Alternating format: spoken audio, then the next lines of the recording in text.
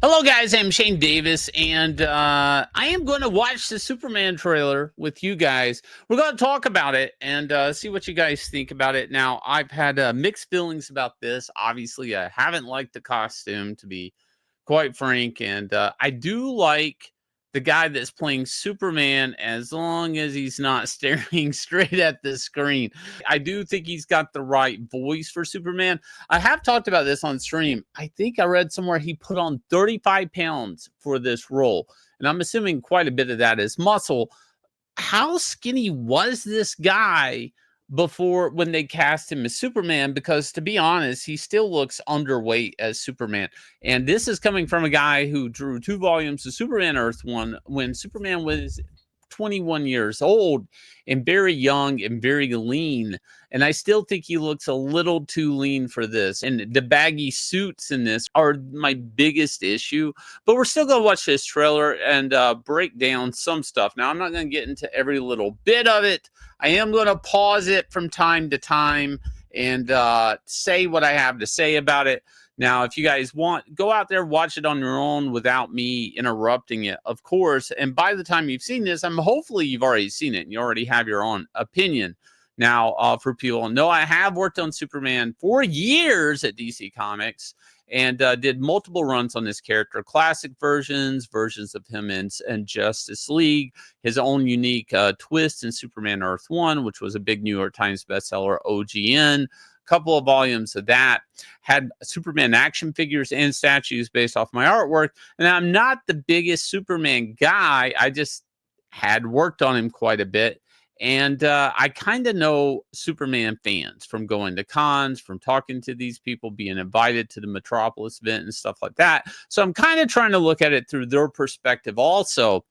But, I'm a fan of the original movies. And again, I understand those are old movies, but they're classic, Christopher Reeves movies. But there's things that work there that people need to still, I think, understand and use. Now, there's always the battle going on with DC Comics and DC Studios trying to get a different angle on Superman because he is eventually going to become public domain. And I do fear that a little bit of that will be in this movie, although I think they're kind of hiding it strategically. Let's go. Are you being serious right now? Yeah. You'd let me interview you as Superman. Sure.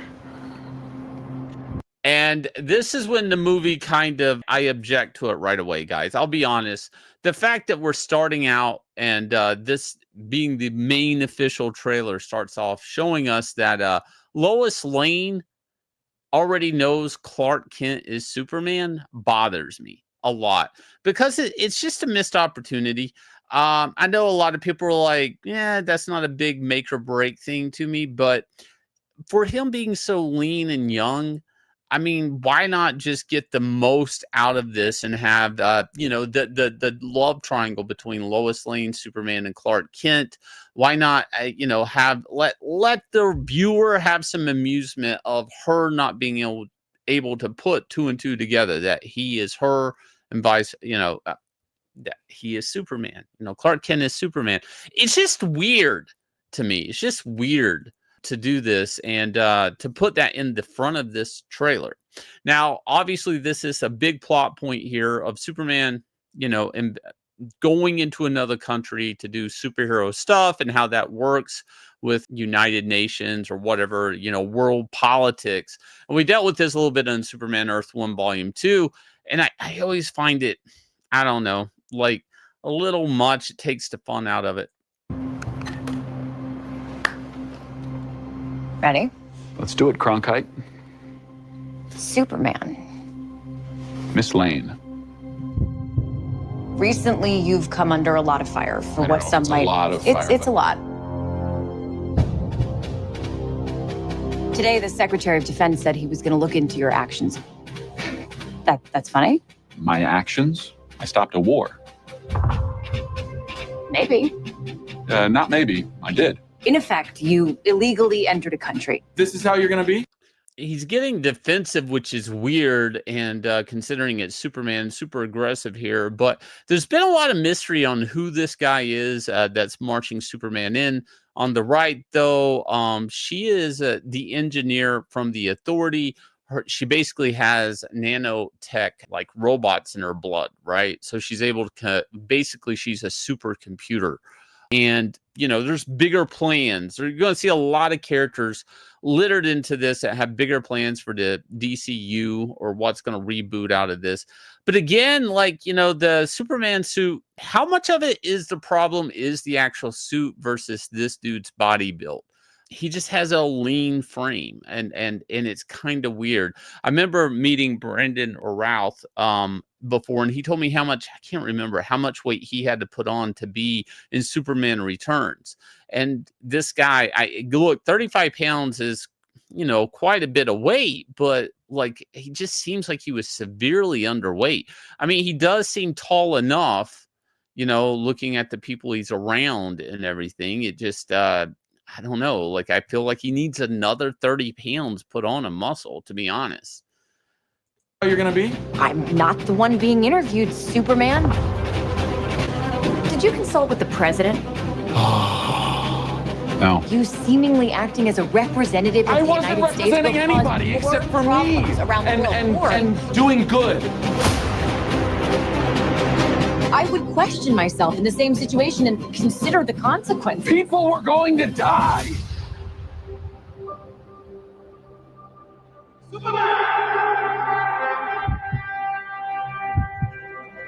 I do think there's a plot there where that this could really be the essence of Superman, and maybe James Gunn will capture it here, is all the red tape, all the world politics, that human life is what matters to Superman, and his frustration on that this simple morality of these situations escape everybody else, talking about where one country ends and another one begins, and wars and stuff.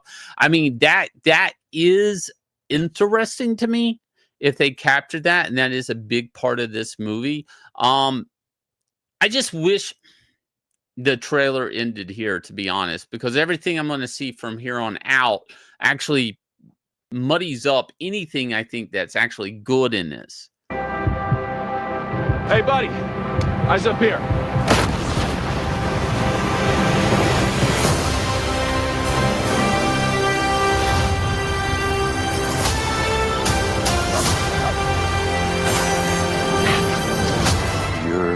Choices. Lex Luthor, though, this guy, I really liked him in Nosferatu. I really like his swagger and style and everything he's got going on as Lex Luthor. I know everybody loves Gene Hackman as Lex Luthor, and I do too, but this might be the second best Lex Luthor I've ever seen. Your choices. Your actions. That's what makes you who you are. I also like that Pa Kent just looks like a dude that I would see at the Tractor Trailer Supply. It's not a Hollywood actor. It's not a big name guy. And you'll see with Ma Kent too, they literally look like they're from out west. It's very believable and very human. And I don't know. I do think we are landing that part. The Kansas City boy is actually being landed here.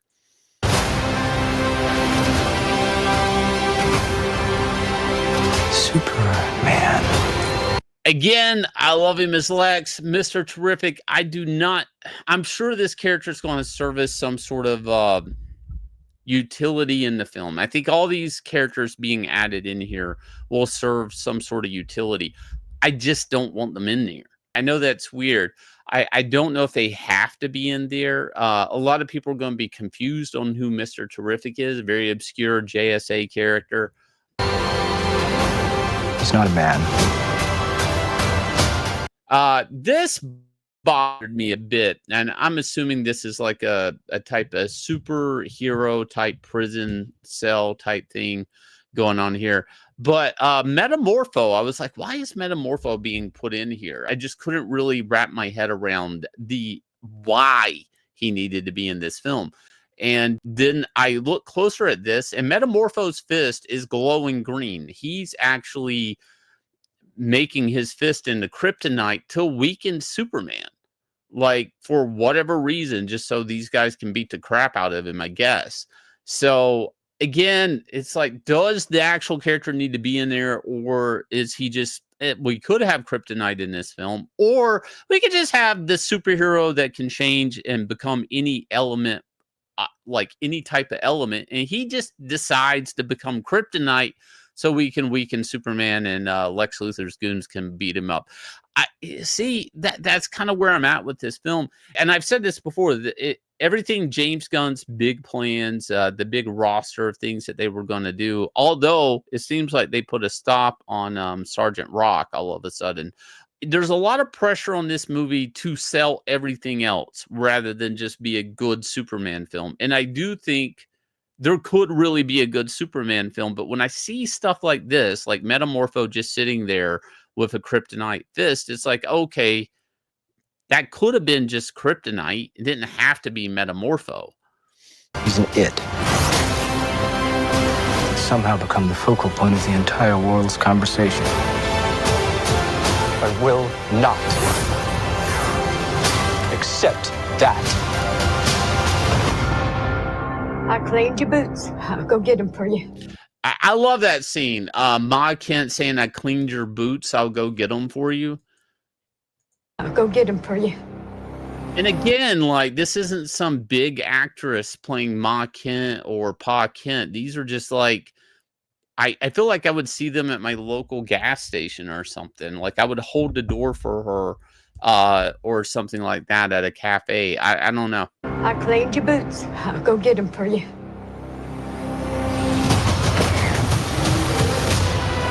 The goofy Kaiju Monster. I know everybody's going to say, yeah, but you like giant monsters, Shane. I do, but this looks like junk. This looks like junk. It looks like it's cartoony. It's I mean, maybe kids will like it. I don't know. I mean, people are arguing about the graphics in movies today, and I see this monster, and this is an unflattering frame, I'm sure, but it just doesn't look good. Like, at all. It looks like something out of a video game or animated film. It just doesn't seem like it's grounded in reality with those buildings. And I don't know, man. This guy, there's a lot of unflattering shots of him in this film altogether.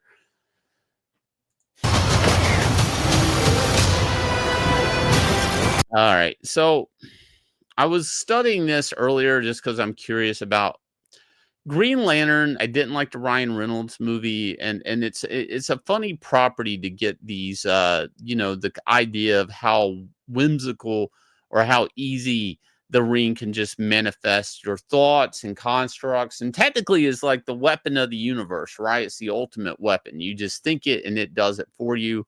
And this transaction here with Guy Gardner, I'm gonna be honest, I like it. I think it takes a lot of storyboarding and big brains and choreography to get these things to work. But I do believe if this is any type of indicator, as small as it is, of what Green Lanterns would look like in the James Gunn universe and going forward with the HBO show, I actually feel more confident, although Guy Gardner looks goofy here.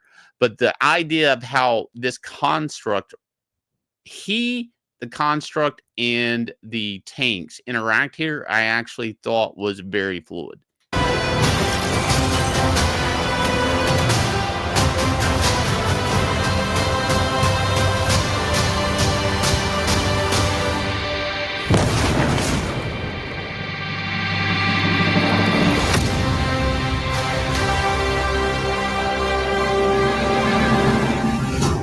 You have a dog? And I know everybody's crypto was supposed to be the thing that's really selling people on this, and it should. I mean, crypto seems pretty cool. I'm not against the idea of the super pets or any of that stuff. I created Dexstar DC Comics because I thought the idea of super pets are actually fun. So I'm okay with this. I am, but my thing is, I'm not okay with it. Hot Girl, Mr. Terrific, the Metamorpho. I've yet to see a convincing argument of why they're in the film. Now, the engineer from The Authority and how she's with Lex Luthor, I do think makes sense, because I think that her abilities in the comic is she can basically interface with any type of computer, even if it's alien. And actually, she pilots a type of ship through interdimensions, I think, because she's able to talk to it, control it, and maneuver it.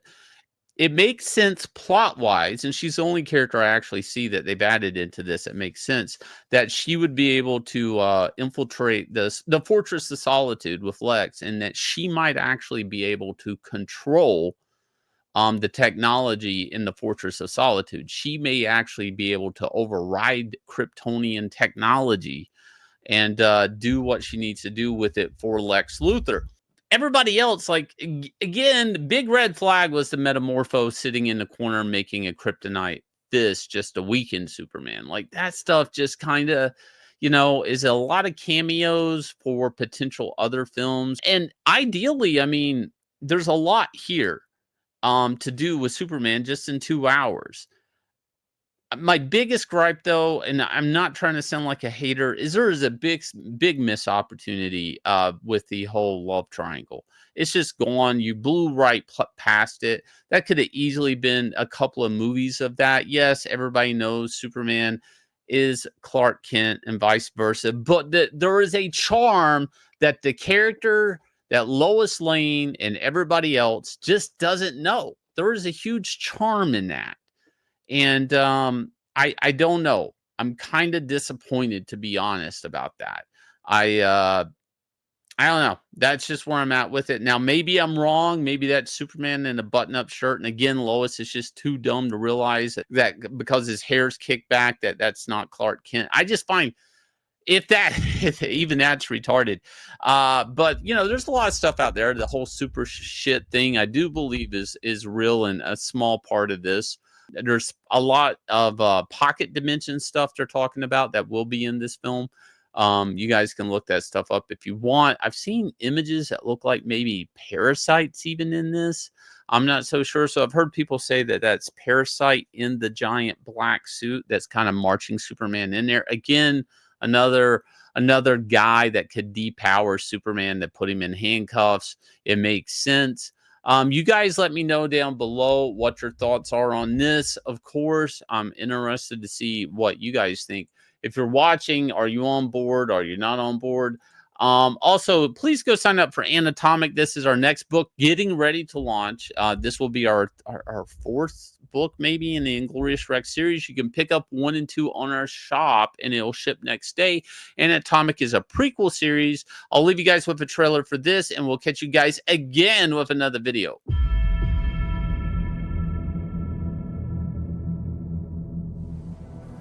If fighting was a god, I would worship him. I would bow to him. I would pray for victory.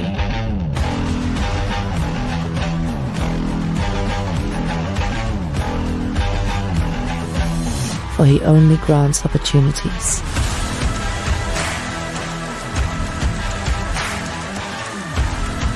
But behind every god lurks a devil. And the devil wants me to take a dive. My name is Anatomic.